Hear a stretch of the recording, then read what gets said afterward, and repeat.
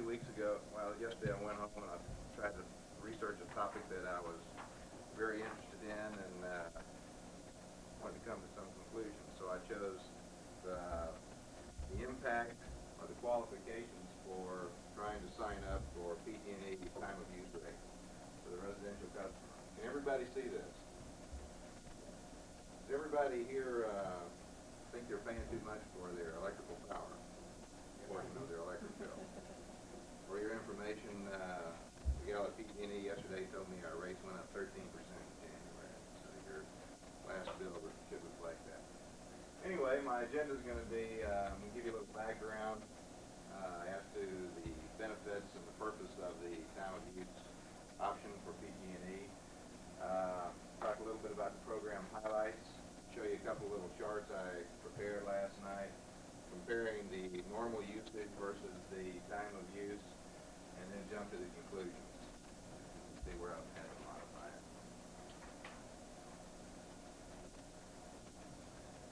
As an introduction, I want to present an alternate power pricing option that is available to just the residential customers.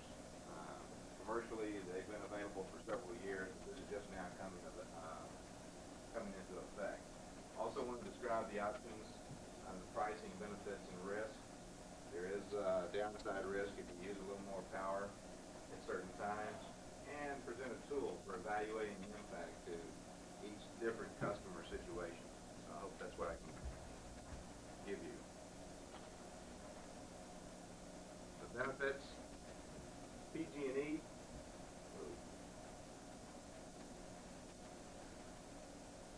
Everybody see that? PG&E benefits from the reduction in peak power costs by reducing their power purchases. Peak, I have a geograph here I'll show you in a minute to describe these. The peak power is really here between noon and 6 p.m. If they can reduce the power consumption during those periods of time, they can reduce their power purchases from outside utilities. They can eliminate operations and maintenance on peaking power plants similar to the one at Gosford and Stockdale. The only time they run that is maybe 2 or 3 days during the year. And they can prevent building or delay in building new power plants.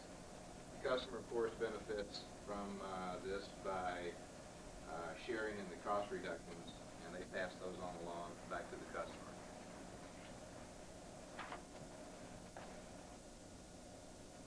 Okay, the program highlights would be to qualify, you have to have consumed more than 11,000 kilowatt hours during the past 12 months.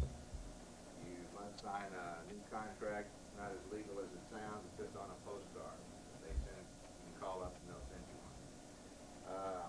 One of the features is it does require a second meter. And this meter is used to monitor, or actually it'll kick on and record how much power you consume during these peak and off-peak times. Of course, they'll total up to the total power that you consume, but you need the second meter. It also penalizes power consumption during those peak periods. So if you sign up for it, you must be willing to play the game of reducing your power consumption during those times. Of course, you will. The only penalty that will result is a higher power bill. I have an example. As promised, a little description on the nomenclature. Peak is referred to as noon to 6 p.m. Off-peak is all other times. Really 6 p.m. getting back till noon. The winter is referred to as November through April, and summer, May through October.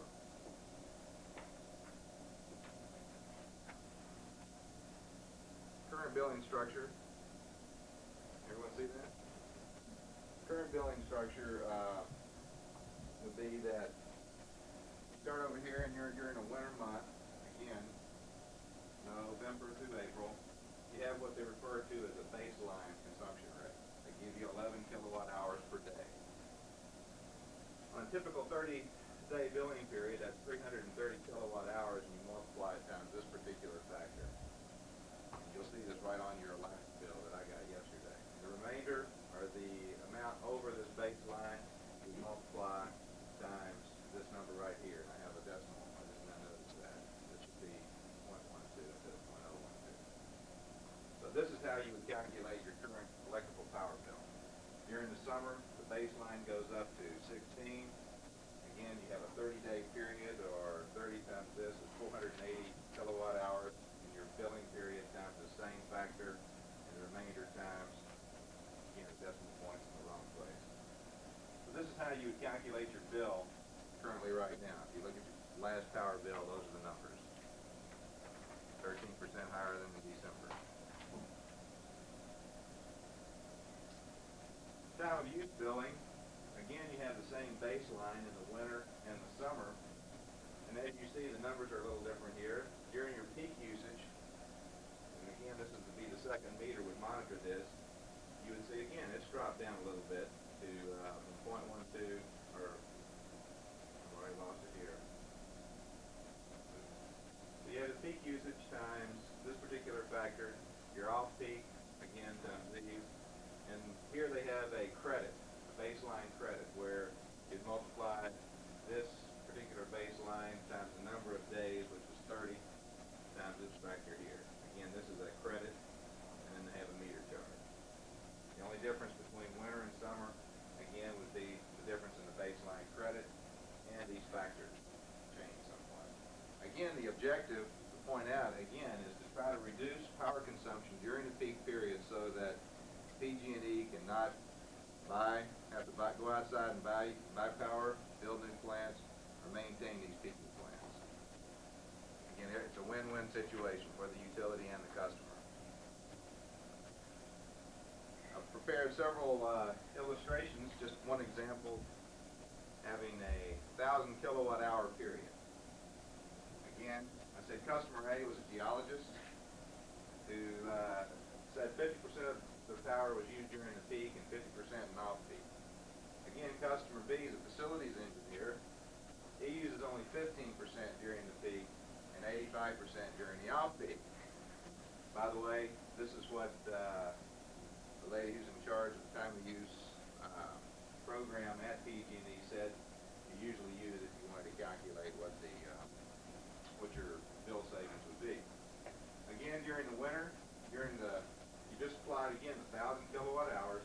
Your normal bill would be about $112. The TOU rate for customer A, remember they're using more during their peak period, would be $90.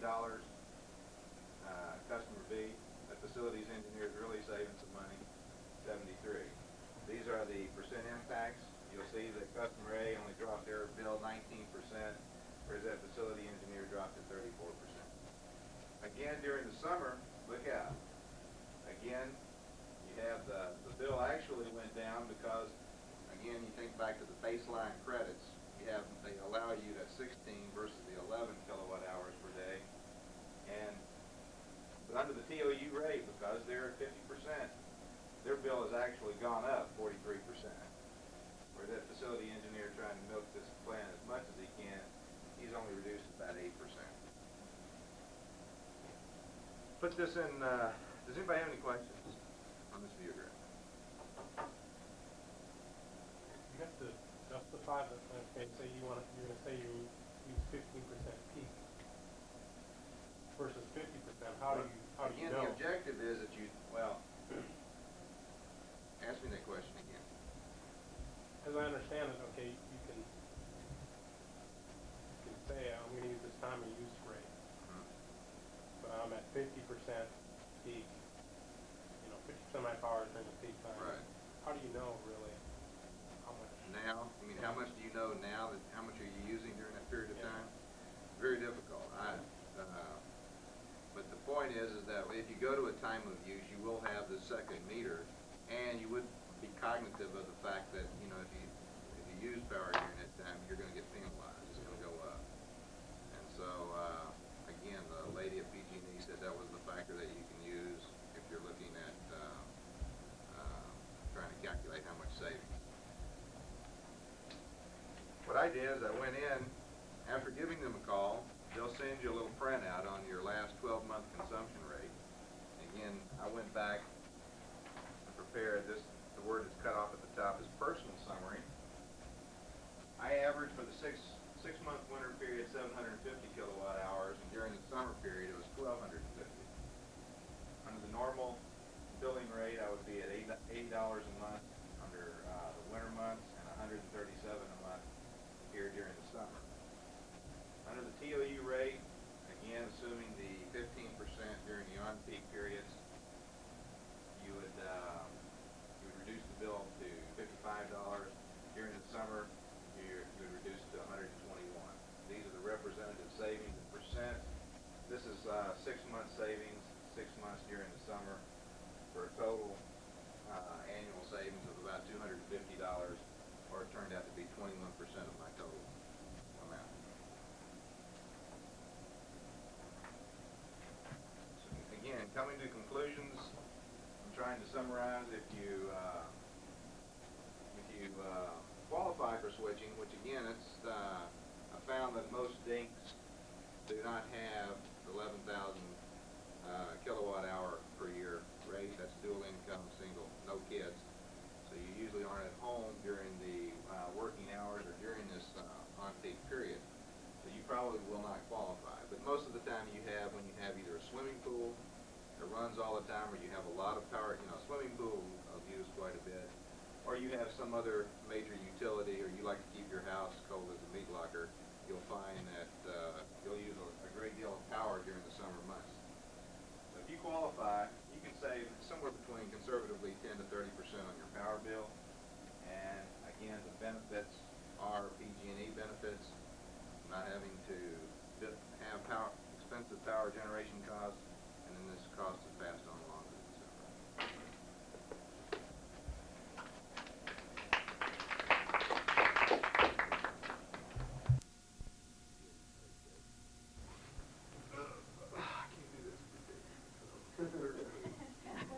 Ready when you are. All right, I'm ready. I'd like to start off by asking you each a question, I should say collectively a question. How many people have ever heard of DNA? All right. So there's everybody but one. Of course, he's from Bakersfield. That's understandable. Who can tell me what it stands for? Ooh, we cut the numbers down. Oh, we have one. Go ahead. Of course, I won't seem too aggressive to you today. So, what does it stand for? Deoxyribonucleic acid. All right. John, can you spell that? Yeah. Jeff, I'm sorry. I can try. I'm just kidding. Just kidding. Don't want to intimidate you. Can anyone tell me, is anyone familiar with, or have you heard on the news or read any periodicals on how it is used today?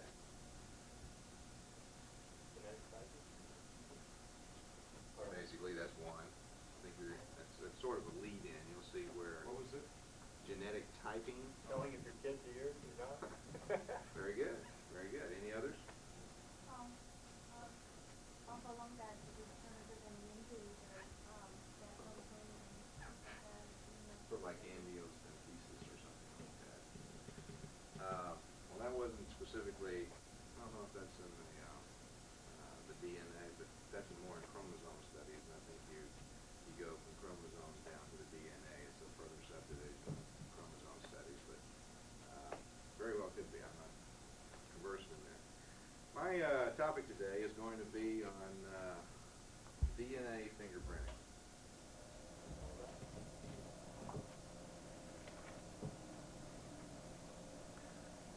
Basically, what I'm hoping to cover here, what I will cover here, is basically give you a purpose that I see of DNA fingerprinting today.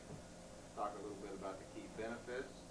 We'll talk about the social impacts that when you start delving into people's DNA, it sounds, and I hope to present how it does have some social and basically public policy impacts.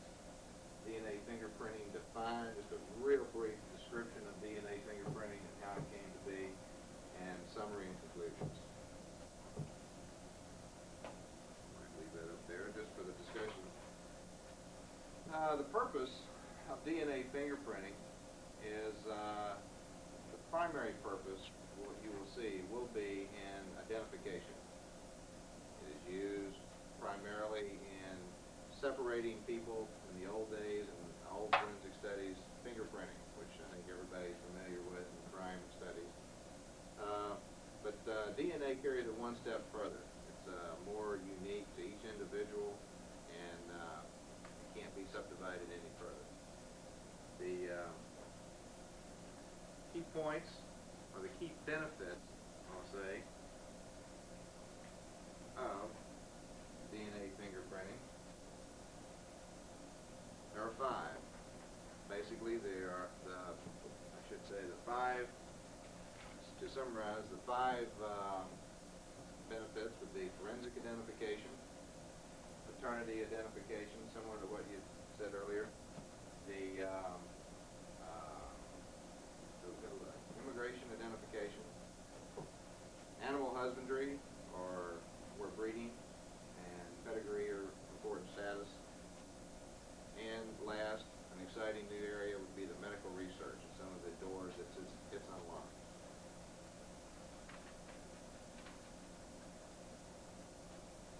Concentrate on forensic identification. Does anyone here know what forensic means?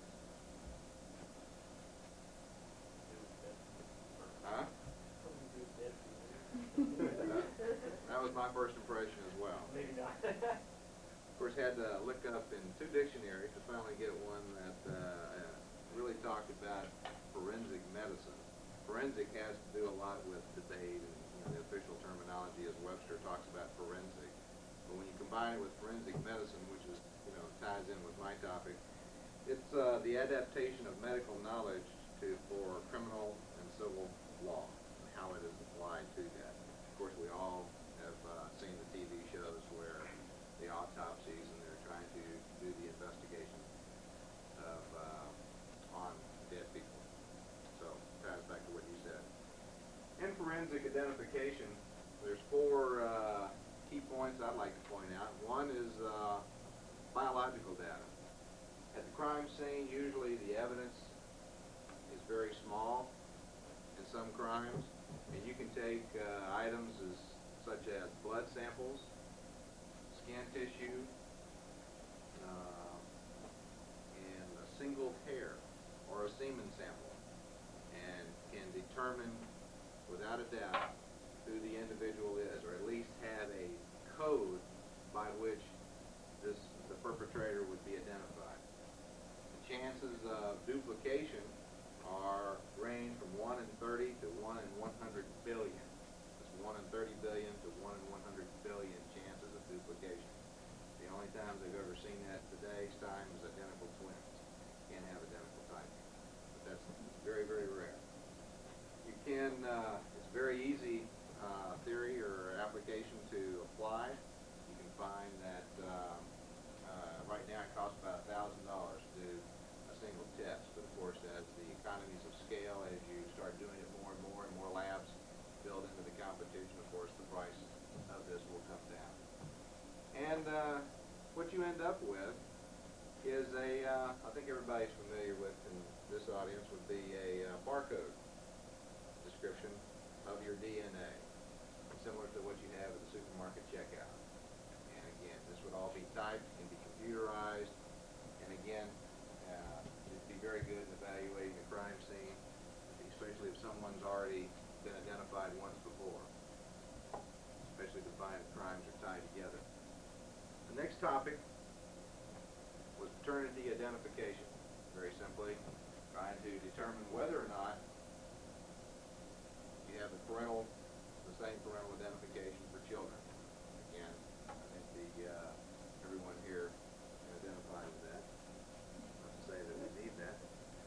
The immigration, actually, as minor as this may seem, it is actually how the DNA fingerprinting got its start in England. They found that a lot of people were trying to immigrate from India and some of the Far East countries into England. And one of the primary reasons that the English government will allow you to immigrate is if you can prove that you're a family member of someone already living or is a citizen of England at the time. So, of course, you could have a lot of people telling lies to say, yes, my brother or sister is so-and-so, and you couldn't prove it. But this will allow for positive identification. And the next one, animal husbandry or breeding. Again, to try to locate the very top, where pedigree is a very important status, and again, you want to duplicate this particular type of feature or characteristic in a particular animal, or show animal, or even breeding stock. And again, identifying the DNA, and trying to keep it and typing it, and mixing it with other DNAs of other, of course, species. You can really fine-tune, a breed or a pedigree. Medical research is sort of a fallout of DNA. Not only can you identify you can separate identification between two separate individuals, but you can also detect within the same person differing cells. Cells will have different DNA when you have malignancy. You'll have either a cancer cell, or you'll have some, during the aging process, sometimes some of the cells will start to deteriorate faster than others. You can use this to try to, I believe the term is mapping of a disease, trying to find out where the disease is and how far it's spread, so that again the cure can match more of what is required.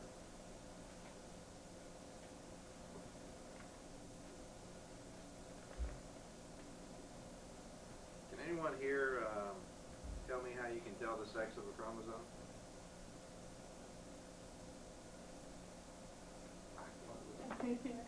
By the number of X and Y. No, you can pull down their genes. Come on. What a dead group. Deadbeat.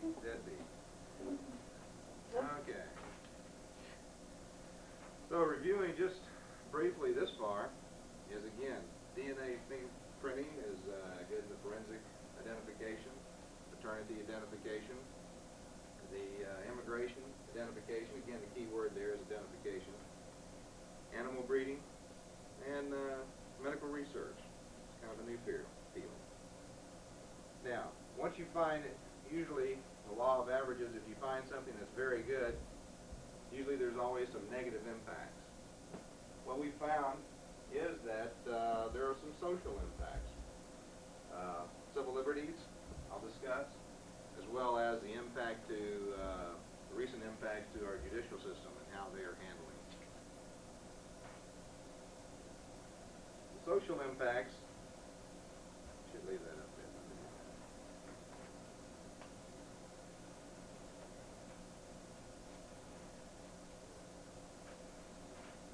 Okay, in civil liberties, that topic, or the impact to our social status or our social political climate, would be that once you start finding, again, the key words on the previous key benefits was identification. But once you start delving into a person's DNA, you can, sometimes you can reveal much more information than you're just trying to find someone or trying to match up two barcodes or identifications. What you find out is that you can predict people's behavior, even from a single hair, their DNA. You can tell not only their eye color, their probable weight, you can tell their height. And all of these, the genetic code is the person's makeup. So you're revealing much more about an individual than just trying to identify the individual. So it unlocks a Pandora's box, and of course if this data is again stored in a government computer, then insurance companies or other people who do not really need to have access to it, but I think we're all familiar that once information get into a computer system, a lot of people can get it legally or illegally. And again, it opens up and people's psychological, they may be nice and straight today, but because of a DNA makeup, they may be, it may help to describe future impacts. Then again, the insurance companies may not want to insure this particular individual, this type of thing. Again, it opens up things that, we don't really want to approach the subject. Again, I guess the common day analogy would be the AIDS. Do you make AIDS information public information? I think that was voted down in the last election. So the obvious benefit benefits, the problems with civil liberties and the DNA are real. In the judicial system, what they found is that prosecutors like it because when you do have a matchup in the identification process, you just can't argue with it. It's based on recent. There's never been a lawsuit lost when the information has been presented to a jury and they've evaluated it and found that there's no arguing that when you match up the barcodes and the 1 in 30 billion chance that it's a duplication somewhere, then they're not going to argue with it. And normally when people are perpetrators or faced with this evidence, most times they confess. We've argued. So it's, but the problem becomes usually when you have something that can't be questioned, then that opens up another Pandora's box. I know, like right now, inadmissible, an analogy would be the inadmissibility of lie detector tests in a court of law and that type of thing. So right now, DNA fingerprinting does result in a positive identification for the judicial system. And the only other problems with the judicial system, I should say, not only is the lack of a direct argument against or any type of failure or any reason to prove it not sound, would be the lack of control of the evidence, such as you give it to laboratories who aren't prepared to do it or to maintain positive control over the evidence.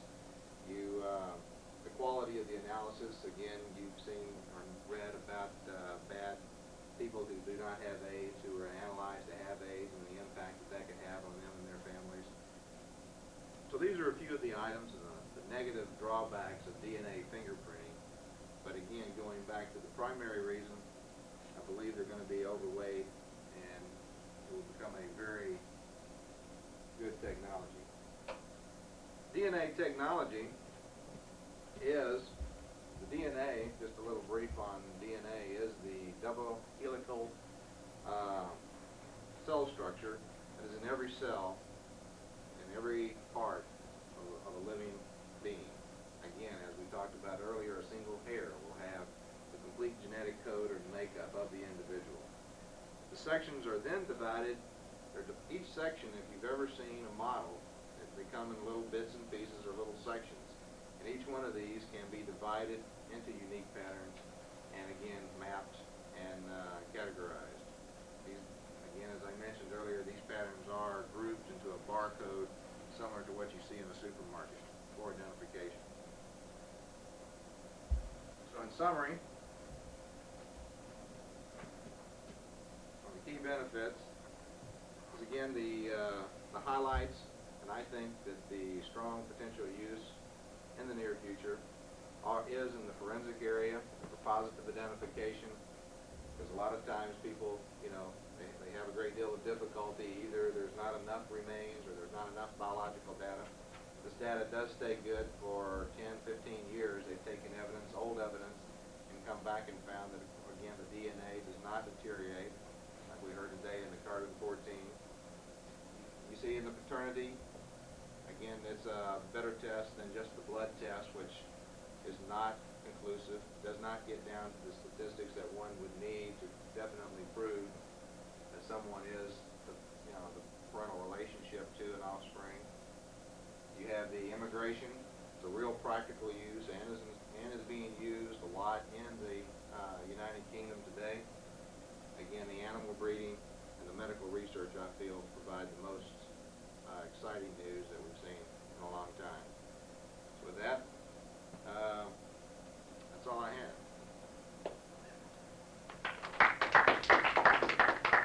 Project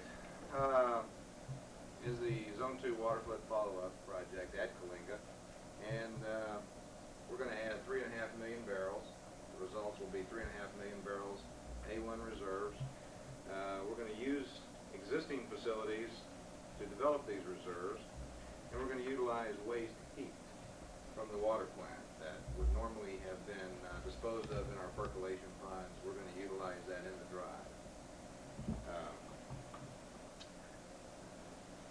And also, one of the other benefits is going to be it'll delay relaxation of the water disposal requirements by about 18 to 24 months. It's also going to enhance the well kill system in the field. He is aware of these particular problems. Shell oil benefits from the oil.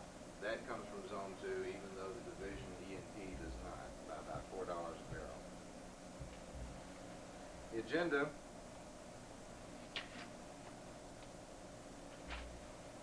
We're going to start out. I'm going to assume that he's already aware of the profitabilities. This is just the facility portions of the project. We're going to start out, we're going to focus real quickly on the key facilities that are involved in the Zone 2 water flood. We're going to review the overall field process flow diagram. We're going to talk about the key issues that are involved with the Zone 2 water flood and how they impact these key facilities. We'll go into the assumptions. The assumptions in West Coast seem to be very nerve-wracking right now, especially as they relate to costs and sometimes facilities. You have to take a snapshot in time, and you're going to have to go with it. And that's what we're going to show, which ones are involved in our cost estimate. The cost estimate, the bottom line again, which I did not mention earlier, is to sign $4 million, approve $4 million for the Zone 2 water flood facilities. And then we'll review the summary of the results.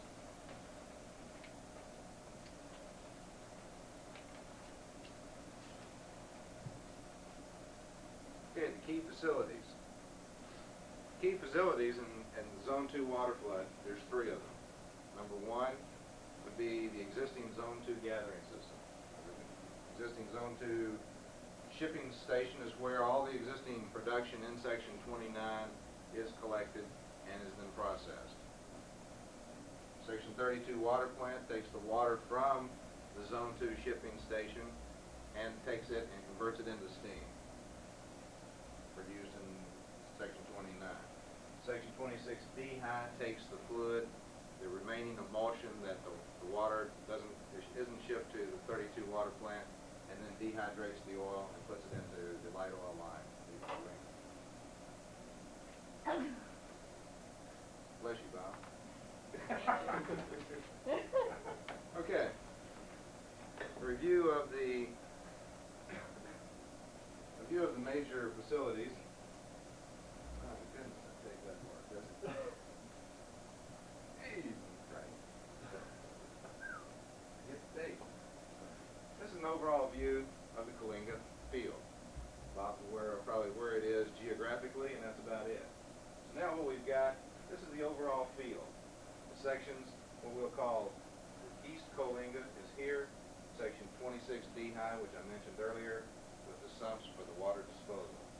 Coalinga field office, where he's aware of, and the Section 29, 32, and 30 are our own fee properties that that we currently produce out of 3 zones: Zone 1, Etchigoin, and Zone 2. Primary, again, going back to our key facilities, would be the shipping station, where all the Zone 2 production out of the JV and the HX zones go to the shipping station. The water then goes to the water plant. The emulsion goes over to Section 26D high. You cannot commingle any of the Zone 2 is light oil, so you don't commingle it with the Zone 1 and the Etchigoin here in this D high. You have a heavy oil sales here and light oil sales in Section 26.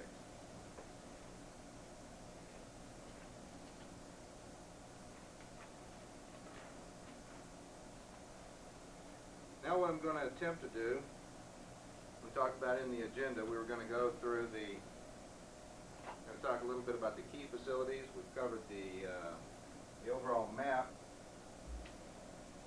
This is my first trial on this.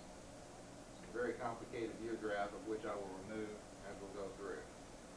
Now, key question is, what's on the map? I guess I'll look.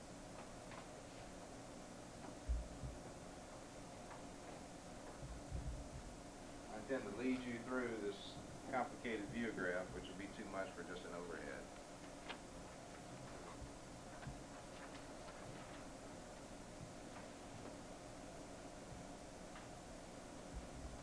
We'll start out, we'll cover the entire field in about 2 minutes. Zone 2 is right here, again, as we've talked about in our key facilities, it comes into what is referred to here as either the wet D-high or the shipping station. From that, the emulsion stream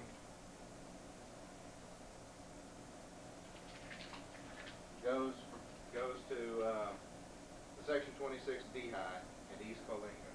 That is where it is commingled with other light crudes, is then treated, and then the oil is sold, and the water then goes to the sumps. Is that in focus?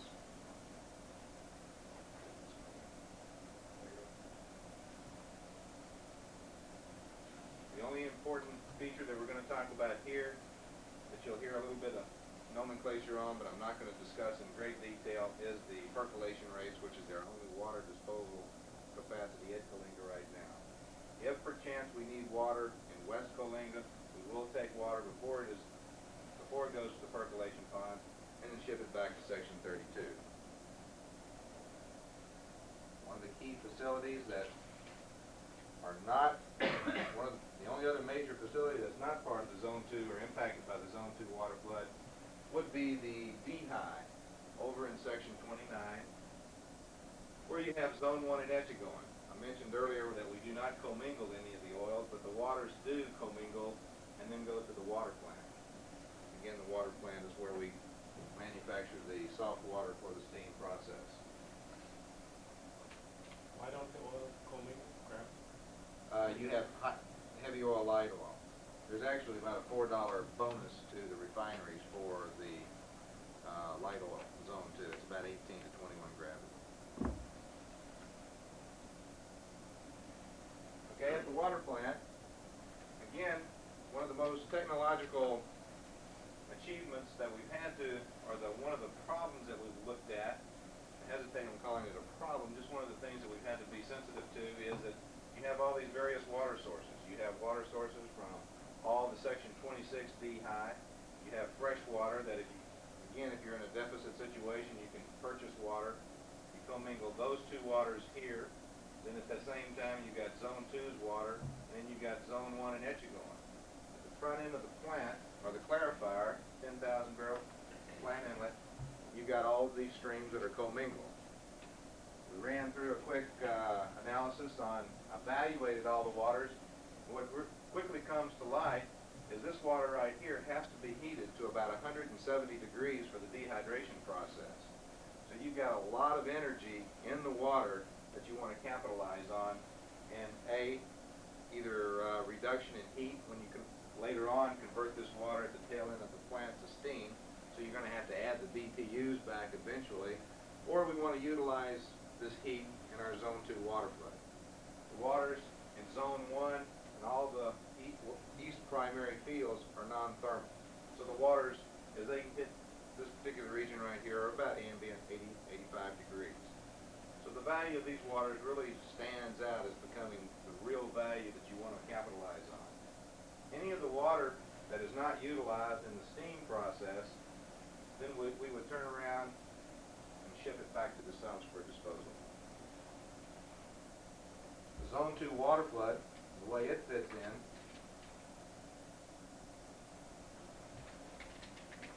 primarily is here at the Section 32 water plant.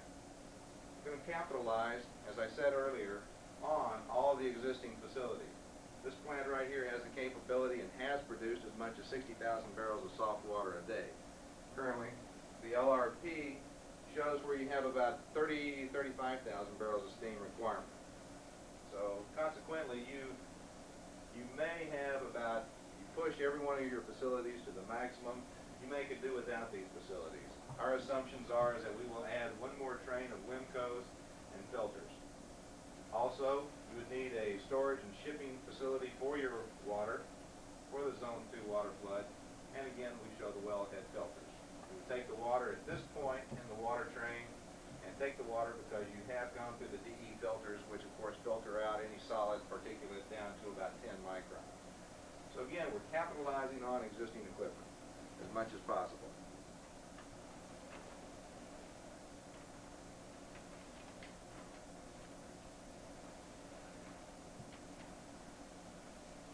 As promised, we'll talk about the key issues. separated the key issues into two categories. One, the ones that are directly linked to the water flood, and the others that are indirectly linked. I'm going to talk about them, kind of group them. Again, the key issues that we've covered we're going to cover is the pore throat, as it impacts the filter size, the HV and JX, and I believe I have those backwards, are one is 10 microns and the other one is 15 micron, based upon the pressure mercury capillary curve analysis. Usually what you do is you take that and you divide it by the square root of 3 and you come up with what your filter requirements are. In general terms, you're looking at about a 5 micron absolute is what you want to use. So that's what we're going to go with, that's how we got to our particle size, or how we got to our filtration design. The water compatibility study results from BRC showed that we can utilize and capitalize on the heat content in zone 1 and the etchagon and utilize that for our injection water. The water temperature impact, the simulation shows an incremental profitability from utilizing this hot water. It was very hard to quantify, yet we're going to try to capitalize on that heat. The simulator wasn't able to show us a whole lot of impact, but logically speaking, your mobility is going to be improved by using the hotter waters. The water chemistries, the water that we have in Kalinga, which we're all very familiar with, has a great deal, high quantities of H2S and CO2. It's very aggressive to facility metallurgies. So we're going to be taking, the way this will impact later on is we're going to be buying stainless steel. Any of the mechanical equipment will have the stainless steel wetted parts, and all the pipelines will have cement lining. Indirectly linked to the water flood will be water disposal. Right now, if you did not put in the water flood project, you would have to be building water disposal facilities for 1991. Because of the water flood, and because you're charging up the initial desaturated zones in zone 2, then it would take approximately a year and a half to fill up. That pore volume is just enough before you start the drive to delay your water disposal problem for about 2 years. And that's not a part of this project, so we've just taken it out and not considered it. It's actually a benefit, but we've not taken any credit for it. Well kill enhancements. The well kill system there has a problem, and this will add water as high as 700 psi to the far reaches of the field, where the well kill system would take about $300,000 to upgrade the facility to get similar results.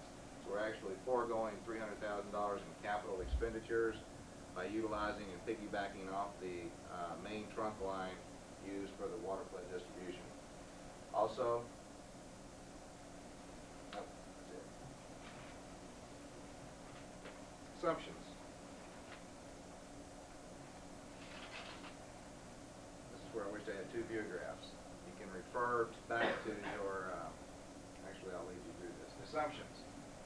Assumptions are 2 types, functional and cost. As far as functional, tanks, I'm assuming all existing tanks are adequate with the exception of one 5,000 barrel tank, which will replace at the Zone 2 shipping station. Pumps, we're going to need new pumps for injection, the shipping station from section 29 for the Zone 2, getting it over to section 32. The pipelines are all assumed to be corroded, which has impacted conservatively on the design of pressure drop. We have not tested any of them, but I used that and you remembered that and incorporated that in our pressure drop calculations. Section 32 water plant revisions, only the minor revisions which I showed you earlier to the control system, plus the piggybacking of most of the facilities, will help us in reducing and keeping our costs down on the overall project. Assumptions on cost. These are the major equipment items which we will buy as part of this project.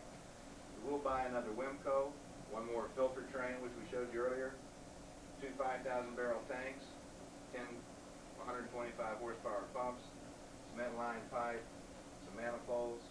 We're using an area factor, which he'll be very sensitive to, for discussing installation. You take your major equipment items on a cost estimate and you multiply it by an area factor to come up with your total cost. This of course incorporates things like labor and SWEPI construction costs and even capitalized staff salaries. Inflation, we're going to use the premise of 489, which of course we're in 389. So what are you doing with that area factor? You multiply it? You take your major equipment, an area factor is where you take your major equipment, you sum up the total cost, and in this particular case it would be like 1.0, $1 million. You'd multiply that times 4 to come up with your total installed project cost of $4 million. It's a way of checking. You know, you can go through and individually do the best job you can of itemizing and figuring out what it's going to cost, and then you carve out your major equipment costs and you compare the two. And an area factors can range from 2.5 to 5. At Kalinga we're using 4. One of the problems with Kalinga, and I think you'll remember, is that it's located remotely. Because you have a lot of subsistence when you have a major project like this, a lot of hotel bills, and so that's all incorporated in a lot of the bid pricing. That four, that based on history. Yes. What we did is we calculated it. It turned out to be 4, and it was within an acceptable range, which we had seen on other projects at Kalinga. Cost estimate.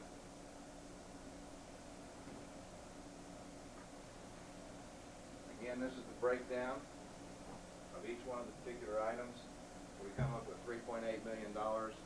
We have the $200,000 which we're currently utilizing for preliminary. It's a seed money AFE. We can supplement for $3.8 million and complete the project for the total cost of 4.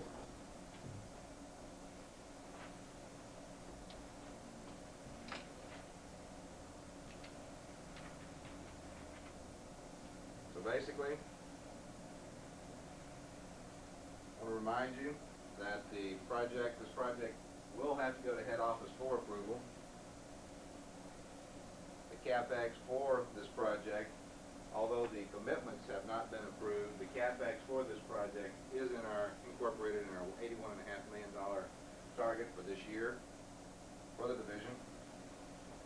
Project downside for this is about the only thing that we've got, as in all oil projects, is the oil price. It's about the only major negative that we have. The project upside, we're able to capitalize or utilize the wasted heat that would normally have been just wasted, put to the sumps. We're able to utilize that. We're able to defer water disposal facilities for 2 years. We're also able to piggyback our existing system and provide assistance to the existing well servicing system for the field, which will reduce their deal and out. So again, we haven't taken consideration of that in our project economics. Do you have any questions or comments?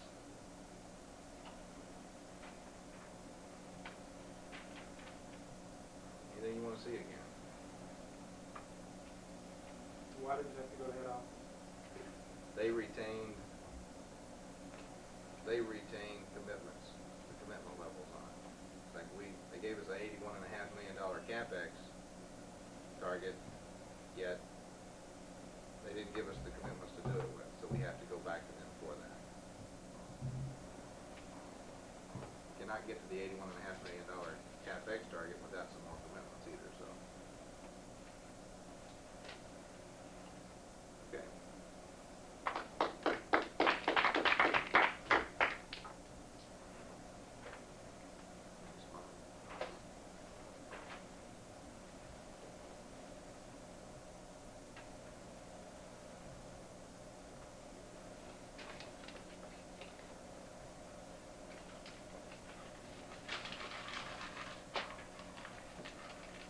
That reminds you of I'm sure that one of the distractions was wadding of paper.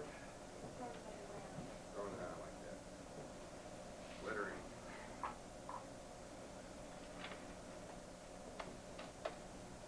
Was my attention getter effective? I meant to have a geograph on that. I had it written down. I missed it. Huh? I missed it. Yeah, I needed a geograph on that. I missed it too. I missed your purpose. Is that right? Yeah, I'm in the front end and the back. You're right, because I had to say it after I'd already talked for about 2 minutes. I had to go back and remind you. And is that what you're Well, doing? your purpose, you said you wanted some approval for money. Huh? Your purpose, you said you wanted approval for money. Yeah, but I didn't say that till I was about, I may have, see, I've already Okay. lost him. And I didn't say it till I was about 3 minutes in. Yeah, so- okay, I picked it up from there. We should have had a few graphs that said, we request, whatever.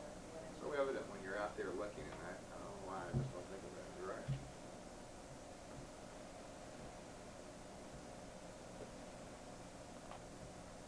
You're writing that down, aren't you? You're writing that down. I think so. There's a couple times, you told me to go ahead and catch what you said. You said, I'm going to attempt to show you, and we may need this, but we're going to assume this. What I was talking about specifically, talking about the additional weapon control filter. Mm-hmm. Oh, so we may not need these, but we're going to assume this, and I just kept, why? I think I like the strong backing because I have not designed all these. You know, Okay. this thing won't take place. This presentation probably won't take place till June. Like I'm designing these, so that's the reason I haven't really calculated to get that comfort factor. Yes, we do absolutely positively need these things. And, so that's probably came I'm out of thinking my speech. that if I'm Bell Lab, I don't know anything about facilities. You started, and help me out, correct me if I'm wrong here, but you talked about core throat and cortical side. Yeah. The relationship between those. Well, just what they are. I'm not so sure. Would he know? Alright. Would Okay. he know? Because for the next 4 Core points, volume. next 4 points, I was trying to think, God, what is core throat? Is that right? Yeah, I think it's a production engineer, he probably knows. do we understand that? He was saying you needed so much, you fill up the desaturated film with so much core volume of water. I don't know what fill it with. You're a facility. I would expect you to know. Yeah.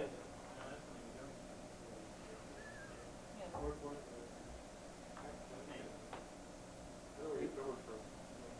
Yeah, I can. Okay. I think Belknap would know that. Okay. Yeah, he may. We should know that. And not only that is, I think part of the, again, what was lacking here was the profitability of the total project. I mean, which would be more of the this may be a portion of a 2-hour presentation. I probably would cover it in 20 minutes, but then I think out of this class, I'm going to challenge myself to get through in 20 minutes. I mean, just carve out all the details and let him ask for things specifically. You did a pretty good job of covering that detail. I think you went through a little too much As I said, this progressive revelation on this. can't hold interest in something that's complicated. Is that right? I think, Yeah. I don't know. I didn't get a copy of the.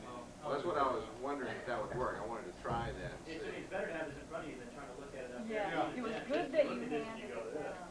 Is that right? Handling a facility If you're that you gonna, know well of. if you're gonna do it up there, consider the same graph that they have, and then use colored overlays, and just go, pay attention now to the red area.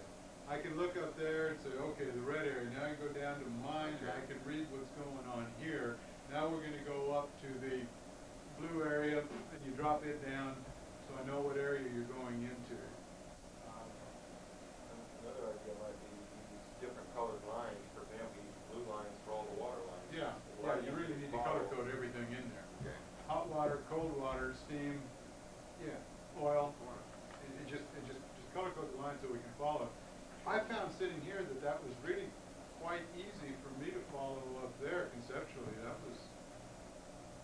The way you just kind of peel off and concentrate your efforts. I didn't need all that peeling. You could simply have directed my attention down to the bottom and let me walk through it. I'm plugging myself into Coalinga going, yeah, okay, I know what that is. If you had color coded it, it would have been a heck of a lot easier. Yeah, but with color coded and the line weight was a little heavier. Well, yeah, everybody here has been using green because I guess I left that box on top. Green, folks, sports fans, that's real good if you want to show dollars and cents. That's a lousy base color. Can't see it. If you want us to see things like that stand out, that make it stand out, use the black on blue. Hell of a lot better. where you've got a blue background, the whole thing is blue, and the only thing that stands out is the black that you want us to see. That's much better. Colors are really only good for highlighting and overlays. This, You know, Brett, I thought you seemed pretty enthusiastic when you were getting talking about the facilities and stuff. You were into that, but when you started out on your purpose, you weren't very convincing that you wanted to be up there. You thought that was important. You needed to, hey, we So I want to look forward- recommend you're really into it. remember my first presentation this week, You supposed to didn't go do back any of into that. Huh? I think you did up front when you were first starting out. Yeah, I did. Well, he wasn't doing the sign, you were just, No. I No, wrote I'm in not that gonna you do just that. began with material, you just began with some material. And you went about 8 minutes, and you'll hear at 8 minutes, there's a change. There's some content, the intensity of your voice came down, and you started talking with us. The volume came down to where it was a much more, joy was the only word that comes to me, in my mind right now. The tone was just, you were working with us. There was a point Instead there, of lecturing. there was a point there when you were talking about this, and I was looking down writing something, and you started talking about the heat you're gonna capture, and you raised your voice. And I thought it was good, because I was writing something, and then you raised your voice because it was important that you could capture the heat, and you got my attention. You used your voice pretty good. That's how I thought. Maybe you'll see it in the tape. all right. Good. Sure. I suppose so.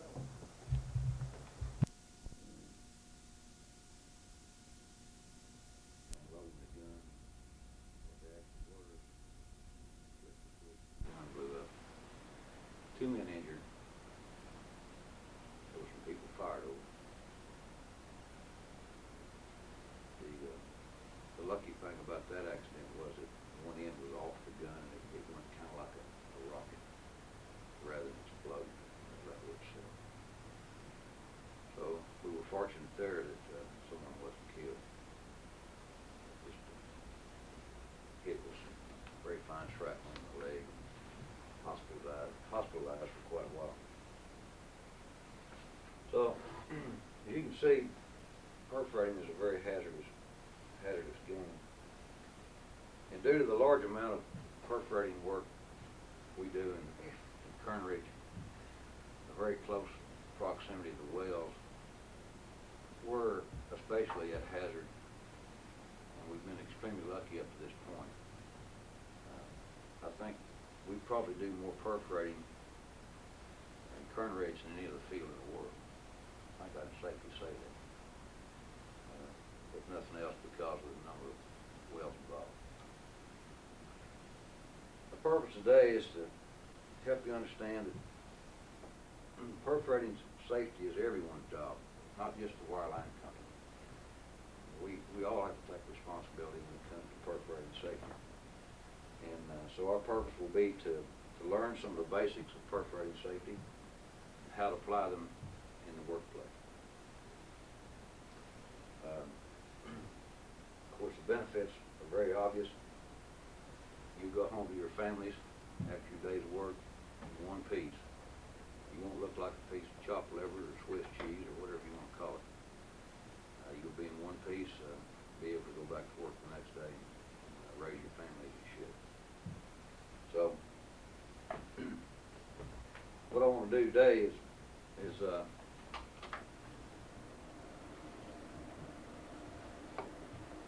little focus or not.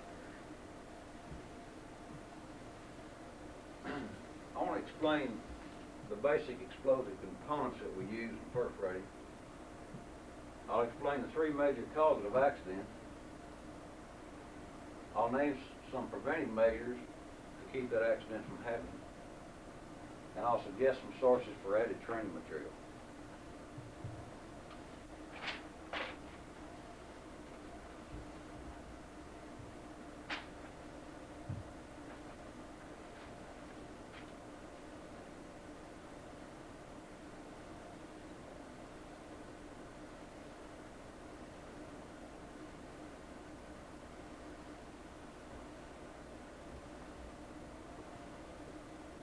Okay, first of all, I have some props up here, which for obvious reasons I'm not going to pass around.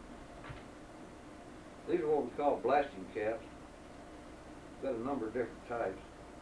I don't know whether you can see these very well or not, but if not, you can come up after the meeting, have a look at them. These are all inert, no powder or anything in them. This one looks similar to copper tubing. This one here is a little short one for this size. This one's a little longer. They always will have some wire coming off of them. I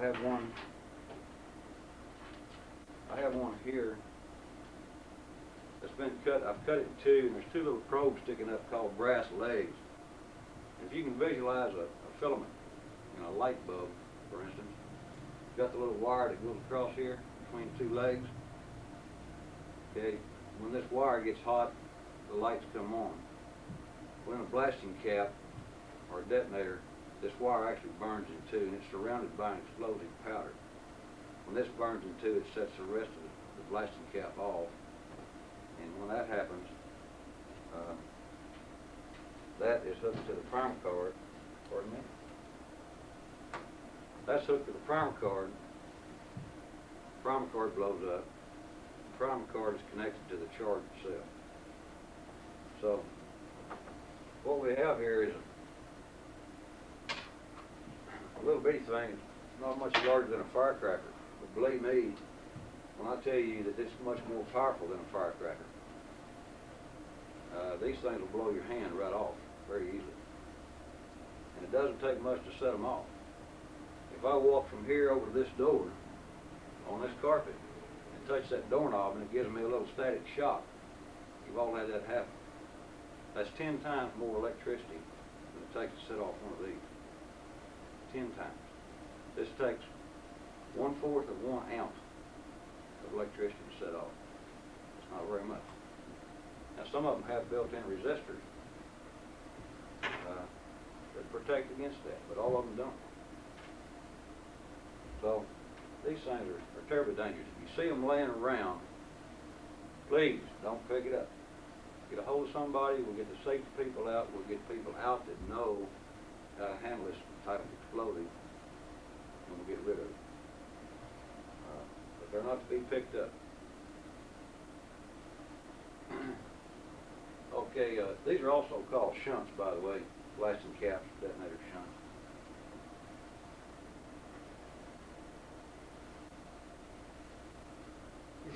Primer card. Anybody pronounce that word? Don't ask me to, because I'm not even going to try. But for short, we call it patent. And that's what these things are. The different sizes of primer cards dictates how many grams of powder they have in it. For instance,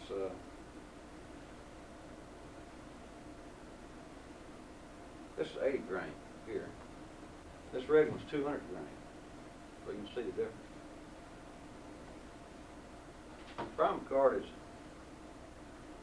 used in a lot of things, shooting off tubing, detonating chemical shots, things like that. It's also used in perforating, like I say, to set off the charge itself. You can take a piece of this primer card and wrap it around a telephone pole, put a blasting cap on it, a little bit of wire, flashlight battery, and it'll shoot that pole off just like you sawed it off with a saw. Very fast. It's from 21 to 24,000 feet per second is what it burns. It's about 4 miles a second or better. You might visualize from Los Angeles to New York City in 4 minutes. Well, it burns fast. Highly explosive stuff. Again, if you see it laying around, don't fool around with it.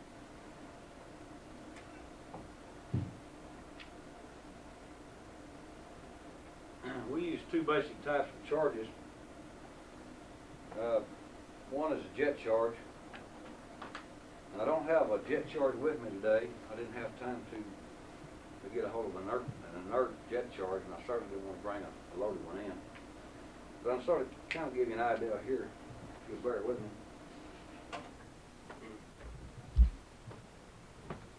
A jet charge is just a round ball, more or less, about this big around that holds the powder itself.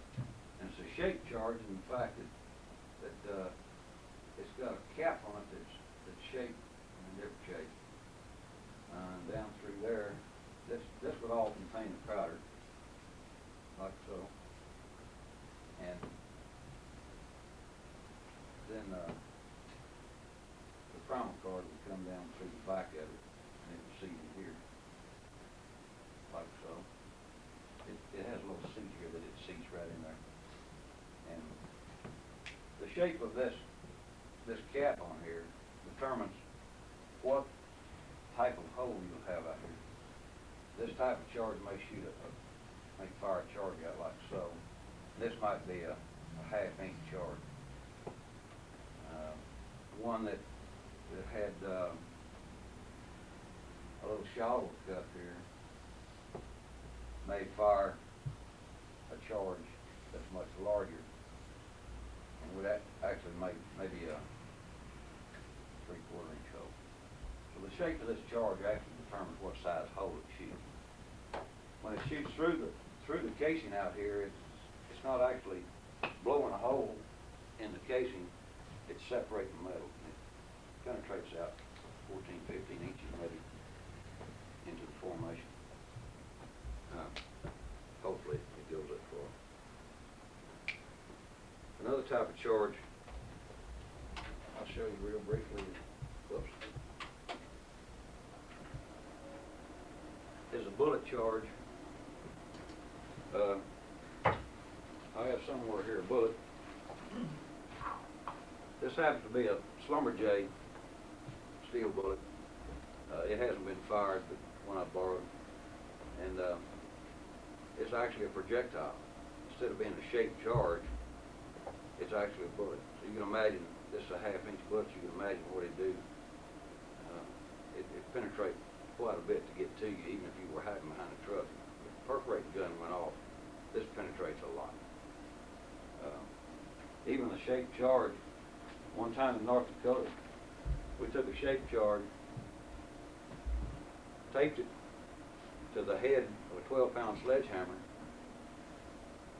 put our blasting caps and detonators on there and run the wire over the hill. We buried the thing about a foot deep, took a D-cell flashlight battery and set it off, blew a big hole in the ground, a 22-gram charge. But it shot a hole through that head on that hammer handle just like you drilled it with a drill.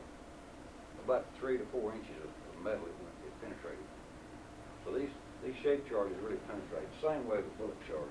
There's a lot of penetration to them. So the bullet charge, turn this noise thing off. The bullet charge is a little different in the fact that it sets in a barrel like so. The bullet actually sets in here, where the powder charge, I'll put that in red, I guess. The powder charge back here, and this has got a little sealing type cap over it. And this is the barrel of the gun here, and the primer card comes down the back, sets the powder off. But the bullet actually has a barrel, and it actually is pretty close to the casing wall, where it actually is supposed to shoot a hole through the casing and penetrate back out the formation. So that's the basic types of explosive components that we see.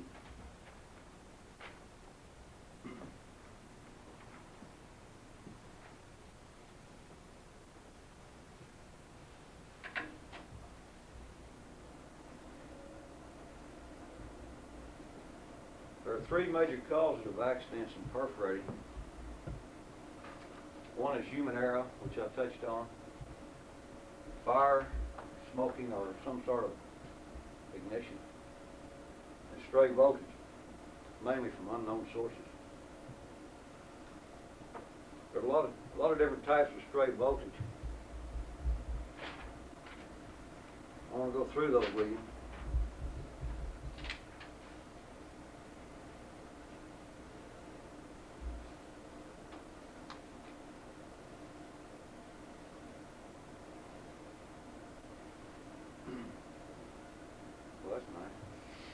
One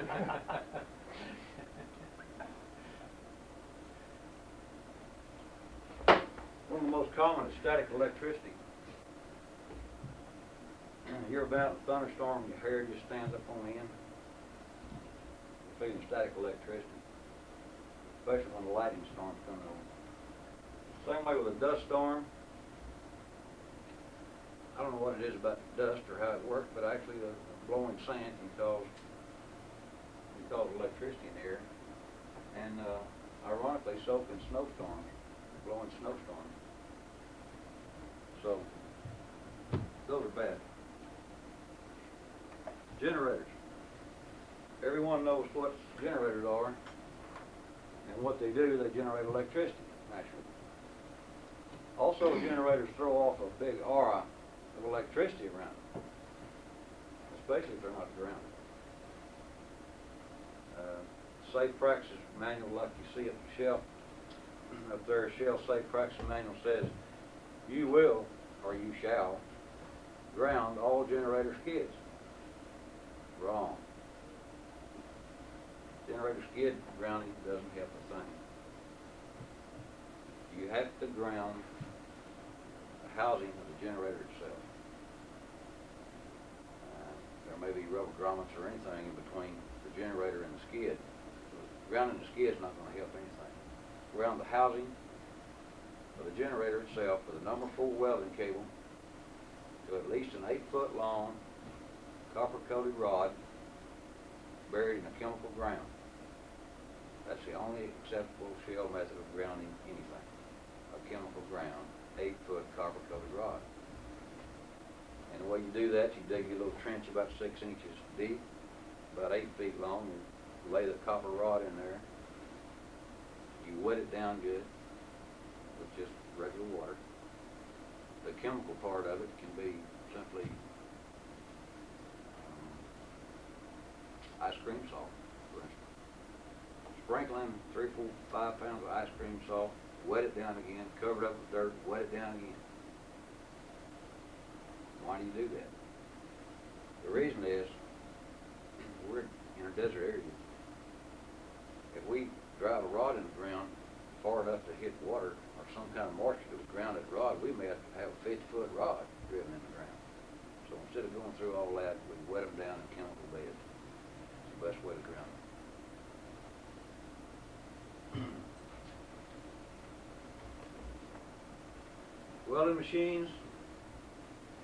Welding machines are nothing but generators. They generate electricity to burn their electrodes. Same thing. If you have anyone welding in the area, you can't ground that generator housing. You've got to shut down the welding operation until you get through perforating. Simple as that.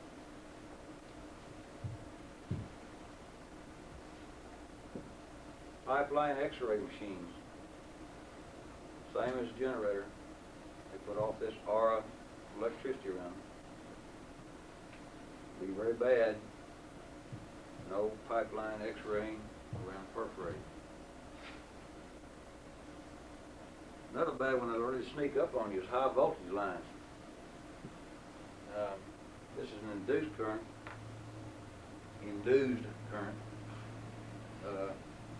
These high voltage lines are going to cross or near your location where you're perforating.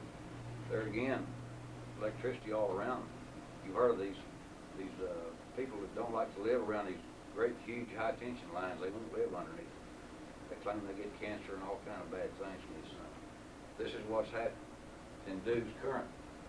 You can't have high lines that are very large, at least around your perforating job. If you do, you stand a good chance of having an accident if the weather conditions are right. Galvanic current. This is like 2 dissimilar metals rubbing together, causing electricity. What happens in your old Ford generator, 1935 type generator before they had alternators, you have a piece of brass in there running on a piece of carbon. 2 dissimilar metals rubbing together, causing electricity. So, galvanic current.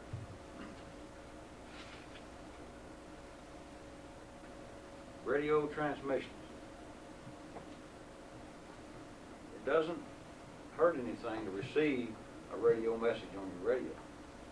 But when you punch that button on your microphone and commence transmitting, that's when you get in trouble around perforating. Radios are to be shut off anywhere within 500 feet of a perforating job. The reason we shut them off, if you're sitting in your company car or whatever, someone calls you, they got a perforating job going on out here, the first thing you do is grab that mic and answer the radio. You've blown up 3 or 4 people over there. You didn't even think about it. You answered the call before you even knew it. So to keep from doing that, we shut the radios off where you don't hear that call coming to you. Very good safe practice.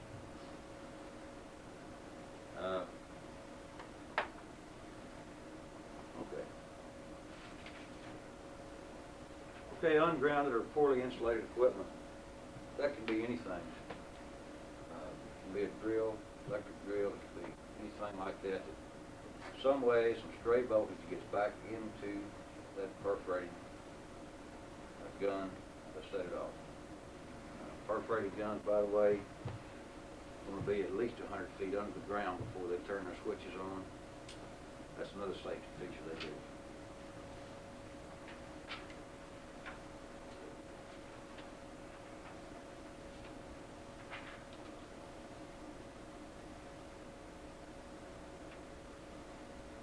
Okay, we want to talk about prevention.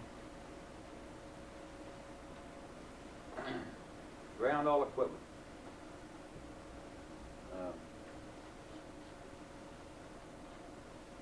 That's a necessity. You not only ground it, you check it with a multimeter, amp meter, voltmeter. They call them multimeters in the explosive business. Always check. For all two-way radios, we talked about that and the reasons why. We talked about shutting down welders, x-ray machines, and so forth. We want to stop work if a storm blows in. Of course, be careful with smoking fires or open flame. Discourage the use of CB radios, and I want to say something about CB radios, especially linear radios. All the people out here, contract-wise, use CBs for the communication. Fine and good, except they're breaking the law. They're going over the 5-watt maximum. There are radios out here with 500 and 1,000-watt linears. A 500-watt linear could possibly set off a perforating gun a half a mile away. A 1,000-watt linear CB radio could possibly set off a perforating gun even if he was off the lease by a mile or so. We need to discourage the use of those things. Their communication is their problem. We're not going to buy them radios, but we need to discourage the use of CB radios. They scare me to death. Okay, and always check for stray voltage. If we have a piece of rig equipment out there, a generator running lights or a generator running a BOP accumulator or whatever, first of all, make sure it's grounded. Second of all, check with your multimeter, make sure it is grounded. By the way, the wireline companies have their own multimeters. They check their equipment. Okay. There are some sources for additional training if you care to partake in it. We have a swept and perforating handbook that we devised there at Kern Ridge. If you need a copy of it, get in touch with me. We have the Safe Practices Manual available in nearly all the offices. Another good place you might go for training is your local perforating or wireline companies. They're usually more than happy to answer any question you may have or assist you in any kind of project you have going on. And there's a 34-minute film which is narrated by Glenn Ford. It was made right here in Bakersfield by Schlumberger Wireline Service. I have a copy of it. If you'd like to watch it sometime, get in touch with me. It's very, very good. They're showing mannequins set up around perforating guns being exploded. You can very visually see what happens to people that are hit with perforating guns. It's amazing the power they have.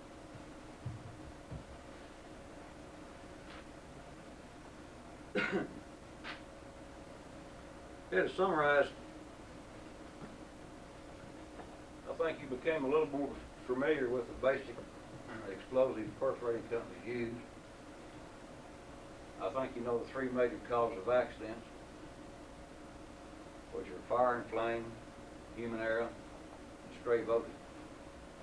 You've seen the preventive measures that we can use to stop these accidents, and I've given you a few sources of additional material if you care to learn some more about it. If you haven't learned anything in this class, remember two things at least. Remember that perforating safety is everyone's job. And for God's sakes, when they're loading these guns, if you're not needed around there, stay out of the firing lane. That's both ends and both sides. Stay way back away from them. And let the perforating people do their job.